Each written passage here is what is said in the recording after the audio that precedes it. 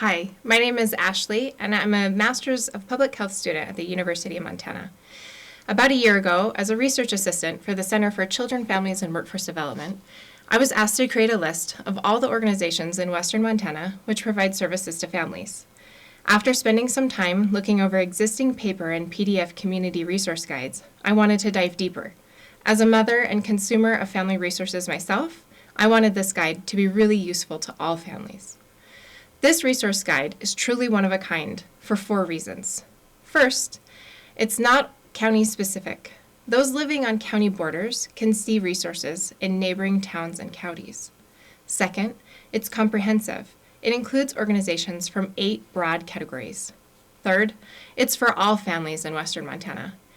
Families in Western Montana all have different needs, from grandparents raising grandchildren to single-parent families to older adults and veterans. Fourth, it's interactive. So let's dive in. As we go, please remember you're a part of a really exciting time for this project. I'm piloting and making revisions and appreciate your feedback. The resource guide, Let's Bridge Montana, was created in a software called Tableau. Eventually, we'd love to invite organizations to host this guide on their own website. To make this as simple as possible, everything I show you today is connected by a single embedded link. When you first open the resource guide, you'll see a brief introductory video, this video, background information, and how-to instructions. Below that is a map of over 1,200 organizations in just the 15 western counties. Next to that are ways that you can search the guide. If you scroll down just a little bit, you'll see a section of organizations here that don't have a known address. If you hover over any of the points on the map, a pop-up box will give you more directions. This box contains the organization's name, the city that it's located in, a description of their services, their phone number, a link to Google Maps, and the organization's website. If you hover over the colored boxes here, you can see a description of each of the categories. That way you know exactly what you're searching for within each category. So how do you use it? There's lots of ways. Let's say you know what county you want to search in. You simply type the name of the county, for example, Ravalli, and the map will adjust to show those organizations only. You can zoom in and out as well.